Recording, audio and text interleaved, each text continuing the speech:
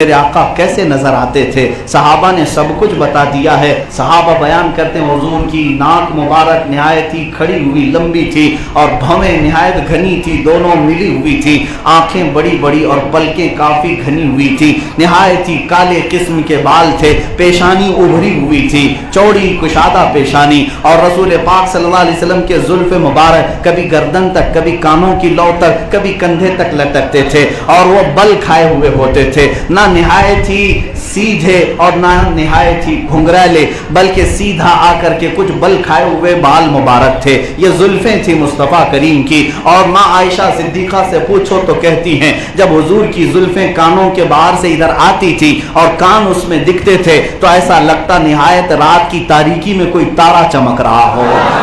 حضور کے کانوں میں اتنی سفیدی تھی، اتنی خوبصورتی تھی، اور حضرت عائشہ خود کہتی ہیں سحر کا وقت تھا، رات کا وقت تھا، میں کپڑے سی رہی تھی اور سوئی میرے ہاتھ سے گر گئی، حضور کمرے میں داخل ہوئے، پوچھا حمیرہ کیا کر رہی ہو؟ میں سوئی ڈھونڈنے میں لگی تھی، میرے آقا نے مسکرایا، دانتوں سے روشنی نکلی، میری سوئی مجھے مل گئی۔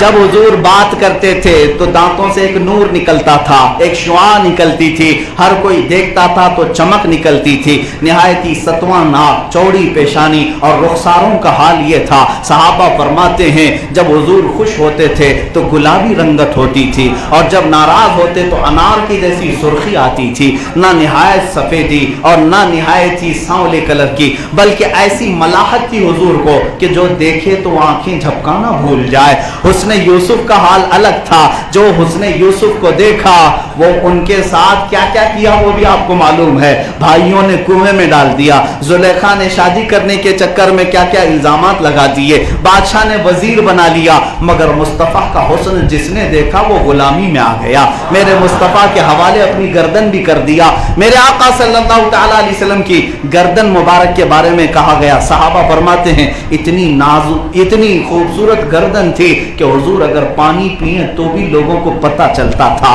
حضور پاک صلی اللہ تعالیٰ علیہ وسلم کی گردن مبارک سراہی کی طرح خوبصورت تھی۔ یہ زلفوں کی بات، یہ گردن مبارک کی بات، یہ رخساروں کی بات، اور حضور پاک صلی اللہ تعالیٰ علیہ وسلم کے لبہائے نازنین ایسے تھے جیسے گلاب کی پنکھڑیاں ہوں، جب آپ بات کرتے تھے تو ہونٹوں سے مشک و عنبر کی خوشبو آیا کرتی تھی، لوگ سننے کے لیے کان قریب کرتے تھے، اور رسول پاک صلی اللہ تعالیٰ علیہ وسلم کے دست مبارک حضور کے ہاتھوں میں اگر کوئی ہاتھ دیتا تو ایسا لگتا تھا کہ کسی ریشم کے کپڑے میں اس نے ہاتھ دیا ہے، اور حضور کے ہاتھ اتنے ملائم بھی ہوتے کہ وہ حضور پاک سے مصافحہ کرنے والا کئی سالوں تک اپنے ہاتھ میں خوشبو محسوس کرتا تھا۔ میرے آقا صلی اللہ تعالیٰ علیہ وسلم کا پیٹ مبارک، شکم مبارک سینے سے باہر نہیں آیا ہوا تھا، سینہ چوڑا تھا، کشادہ تھا، اور داڑھی مبارک اتنی گھنی تھی کہ خوبصورت برابر کٹی ہوئی۔ اعلیٰ حضرت بھی فرماتے ہیں کاف گیسو ہا دہن یا ابرو آنکھیں عین صاد۔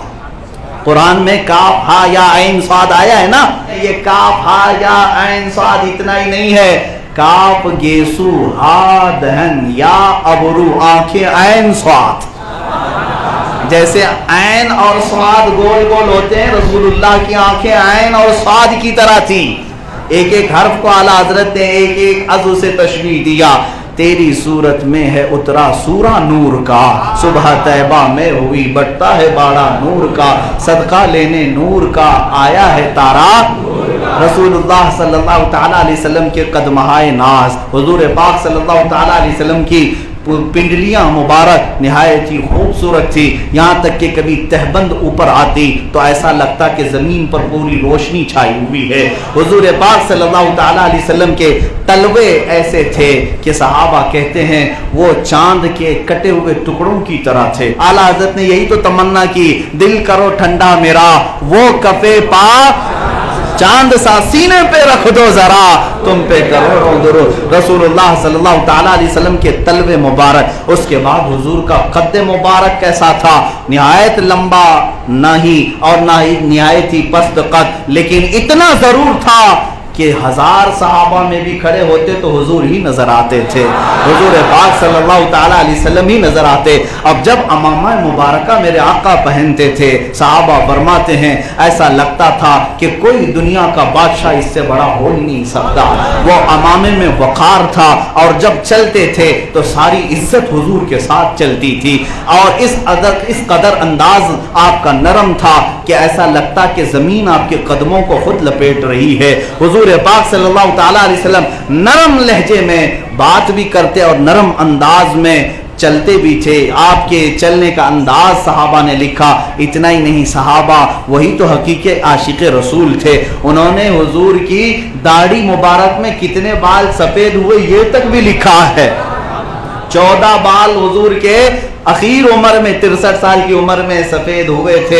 सहाबा ने ये भी लिखा है। अजीज़ान गिरामी, ये हुजूर का हुलिये मुबारका मैंने तुम्हारे सामने रखा, इसलिए रखा कि जब रात को जाओ आंखें बंद करो तो वो चेहरे जमाले जहां आरा तुम्हारे सामने आ जाए। वो अंदाजा करो कि वो मजहरी नाज पर, अपने मसनद नाज पर जलवाबार हैं। उनके सर मुबारक पर निहायत खूबसूरत अमामा मौजूद है। उनकी घनी दाढ़ी, उनकी जुल्फें कानों से बाहर आई हुई। हुजूर पाक के चेहरे को, उनके रुखसार को अनार जैसी सुर्खी, उनके लबहाए नाज गुलाब की पंखड़ियों जैसे, उनकी नाक निहायत ही सतवां और खड़ी हुई, उनके भौएं अमिली हुई, उनकी आंखें खुली हुई, उनके अबरू घने और रसूलुल्लाह के दांत चमकदार। जब मेरे आका का ये चेहरा तुम्हारे आंखों के सामने आएगा तो फिर तस्वुर में मजा भी आएगा और तुम ये अंदाज लेकर के बैठोगे कि अब मेरे आका सल्लल्लाहु ताला अलैहि वसल्लम मेरी आंखों के सामने आ चुके।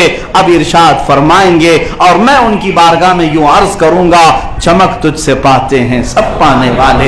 या रसूल अल्लाह, चमक तुझसे पाते हैं सब पाने वाले। मेरा दिल भी चमका दे चमकाने वाले। बरसता नहीं देख कर अब्र रहमत, बदों पर भी बरसा दे बरसाने वाले। या रसूल अल्लाह, मैं मुजरिम हूँ आका मुझे साथ ले लो। मैं मुजरिम हूँ आका मुझे साथ ले लो, कि रस्ते में हैं जा बजा थाने वाले।